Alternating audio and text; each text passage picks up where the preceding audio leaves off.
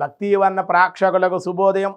27/7/2020 స్వస్తి శ్రీ చాంద్రమాన విశ్వావసు నామ సంవత్సరం, దక్షిణాయనం, వర్ష ఋతువు, శ్రావణ మాసం, శుక్లపక్ష తదియ ఆదివారం, తదియ రాత్రి 11:25 వరకు, మఘా నక్షత్ర సాయంత్రం 6:02 వరకు, వర్జం ఉదయం 5:46 నుండి 7:24 వరకు, రాత్రి 2:23 4 గంటల, తెల్లవారుజాము 4:05 వరకు కూడా వర్జాలు ఉన్నాయి.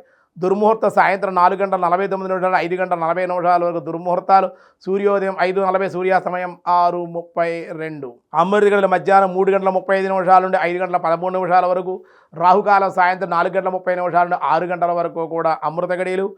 వ్యతిపాత్ర యోగం ఉదయం 6:26, వరియన్ తెల్లవారుజామున 5:37, తైతుల కరణం ఉదయం 11:27, గరంజి రాత్రి 11:25.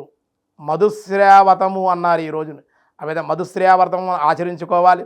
అలాగే దినారంభ చక్రంలో మేషరాశి వారికి ప్రభుత్వ సంబంధిత కార్యజయము, గృహ జీవిత ఆనందము. వృషభ రాశి వారి నూతనమైన స్త్రీ సౌఖ్యం, సెక్యులేషన్ అనుకూలంగా ఉంటుంది. కోపం కూడా అధికంగా దానివల్ల నష్టాలు కూడా పొందే అవకాశాలు. మిథున రాశి వారి కొత్త వాహన లాభాలు, ధనవృద్ధి, సంతాన సౌఖ్యం, విద్యావృద్ధి.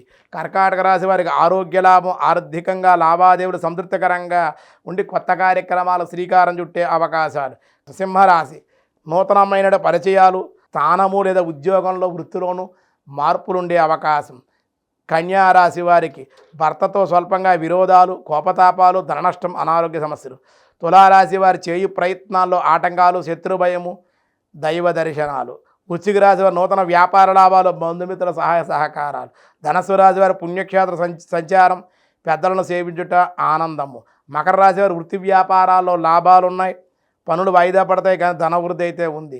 కుంభరాశి కొన్ని సమస్యల నుండి బయటపడే అవకాశం, బంధుమిత్రుల వల్ల కొంచెం అశాంతి, ఇబ్బందికరమైన వాతావరణం ఉండే అవకాశం ఉంది. మీనరాశి వారికి మీ తెలివితేటలతో, దైవబలంతో, ధైర్యంతో కొన్ని కార్యక్రమాలు సాధించుకునే అవకాశం, ఆకస్మిక ధనలాభాలకు కూడా అవకాశం ఉంది.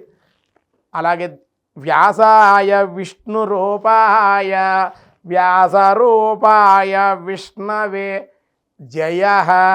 ఓం జయాయ నమః.